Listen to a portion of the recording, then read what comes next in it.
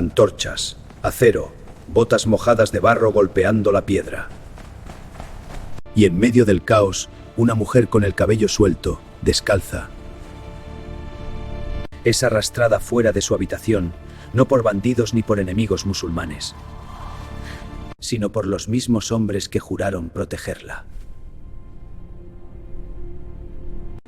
No buscan robarle joyas, buscan robarle el trono.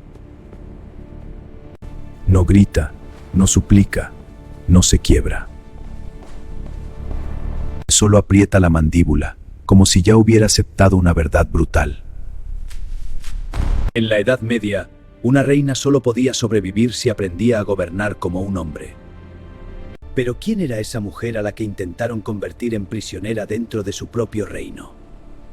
¿Y por qué su historia terminó transformándose en una mezcla de leyenda, escándalo y sangre? En el siglo XII, la península ibérica no era un simple mapa, era una herida abierta. Al norte, los reinos cristianos luchaban entre sí como lobos peleando por un trozo de carne. Al sur, el poder almorávide endurecido por el desierto y la Guerra Santa avanzaba como una marea oscura. Entre ambos mundos, ciudades enteras vivían al filo del cuchillo. Hoy juraban lealtad a un rey, mañana a otro. Y en ese tablero de poder había un nombre que pesaba como hierro. Alfonso VI, rey de León y Castilla, un hombre que se hacía llamar emperador. Un gobernante que soñaba con unirlo todo, y un padre que, sin saberlo, estaba construyendo la jaula de su propia hija. Porque Alfonso VI no tenía un heredero varón fuerte, y cuando el destino le arrebató al hijo que esperaba, el reino entero quedó mirando a una sola persona, su hija, Urraca. Una mujer. Y en esa época, ese detalle no era pequeño, era casi una sentencia. Urraca creció rodeada de poder, intriga y religión. Aprendió a leer el verdadero lenguaje de la política, no el de los pergaminos, sino el de las miradas, de las alianzas selladas con matrimonios y de las promesas que se rompían al primer cambio de viento. La educaron para ser útil, no para ser libre. Por eso la casaron joven con Raimundo de Borgoña, un noble extranjero lleno de ambición y sangre franca. No fue amor, fue estrategia. Pero de ese matrimonio nació algo decisivo, un hijo, Alfonso, el niño que algún día podría convertirse en rey, si el mundo no lo devoraba antes. Y el mundo en la península siempre estaba hambriento. Entonces llegó el golpe que lo cambió todo. En el año 1108, el heredero varón del rey, la última esperanza de estabilidad, murió en una brutal batalla en Uclés. La noticia atravesó palacios y monasterios como un grito. El futuro se quebró en un instante, y el reino comprendió algo que no quería aceptar: que la corona iba a caer sobre la cabeza de Urraca. Pero ¿podía una reina mandar sobre hombres que habían pasado toda su vida obedeciendo solo a hombres? Esa pregunta no tardó en convertirse en guerra. Cuando Alfonso VI murió en 1109, no hubo tiempo para el duelo. El trono vacío era un imán para la traición. Urraca fue proclamada reina de León y Castilla, no consorte, no esposa de, sino reina. Pero el mundo medieval no entendía esa palabra sin una sombra masculina encima. Los nobles, los obispos y los capitanes se miraban con la misma idea escondida detrás de los ojos. Si ella gobernara sola, los dominaría. Si era débil, ellos la dominarían a ella. y si intentaba ser fuerte, la destruirían por atreverse. Así nació el dilema que la perseguiría toda su vida. Para sobrevivir debía mostrarse inflexible, pero si lo hacía la llamarían monstruosa. Si era compasiva, dirían que era incapaz.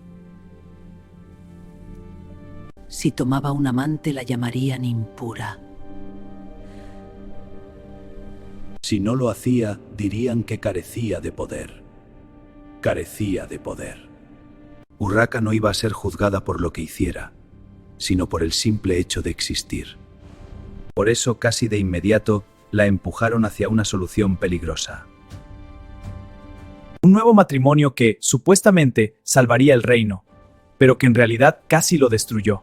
El candidato era Alfonso I de Aragón, conocido como el Batallador. No era un nombre poético, era una advertencia.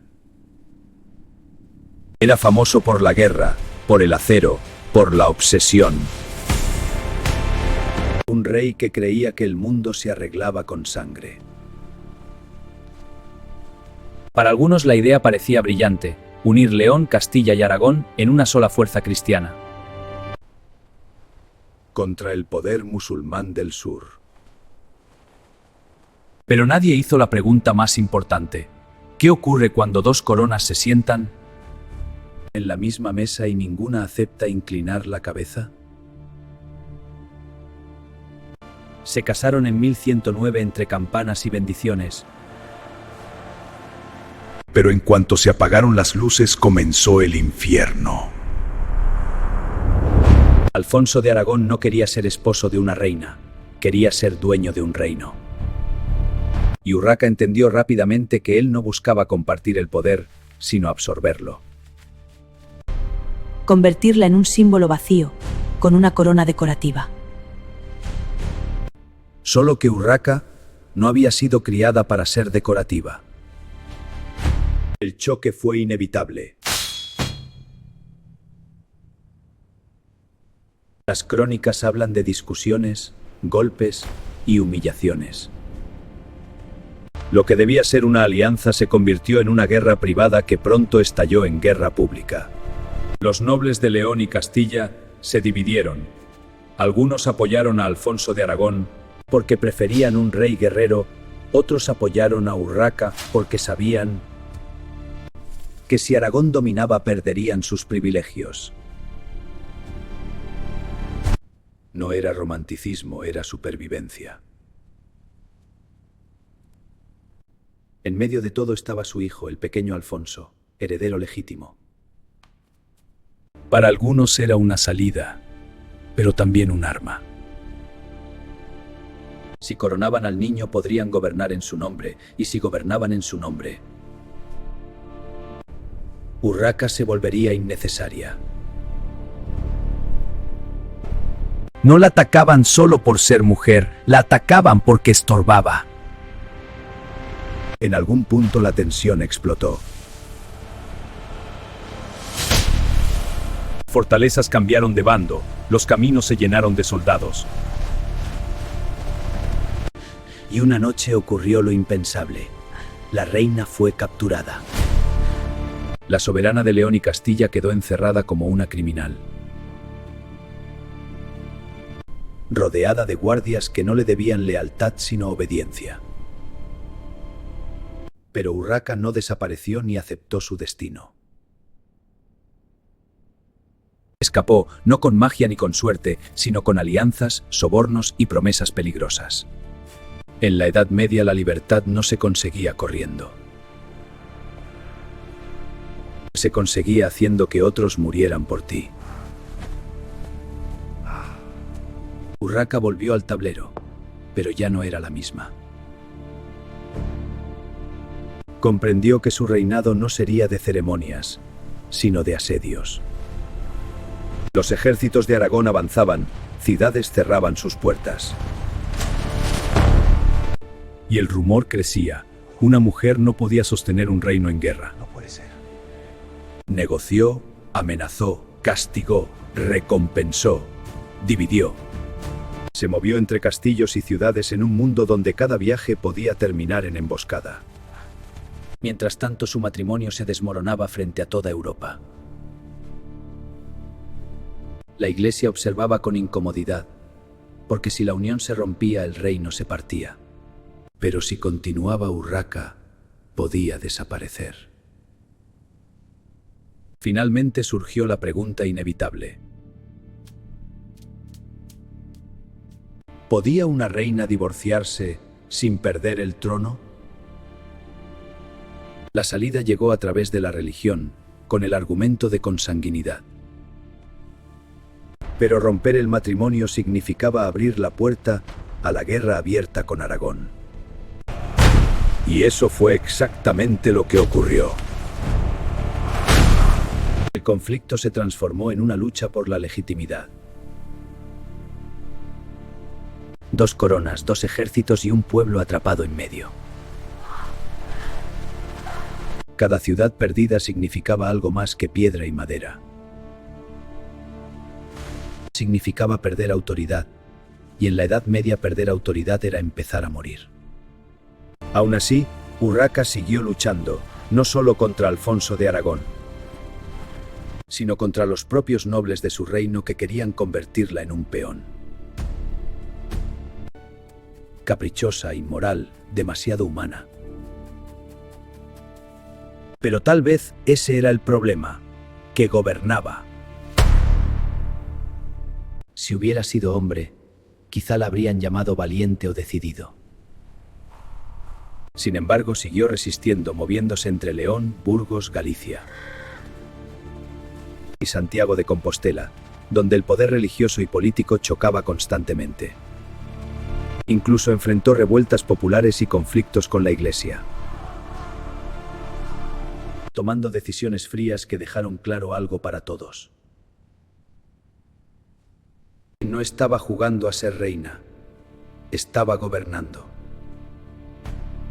Los años pasaron entre traiciones, pactos rotos y batallas. Urraca sobrevivió no siendo perfecta, sino siendo real, recompensando lealtades y castigando traiciones con dureza. Y aún así, cuando muchos esperaban que cediera, eligió resistir. Pero el tiempo también gana guerreras. El desgaste, la enfermedad y el cansancio comenzaron a apagar su fuerza. Mientras tanto, su hijo Alfonso crecía y se convertía en la figura que muchos esperaban para restaurar la normalidad. Un rey hombre que encajara en el molde tradicional.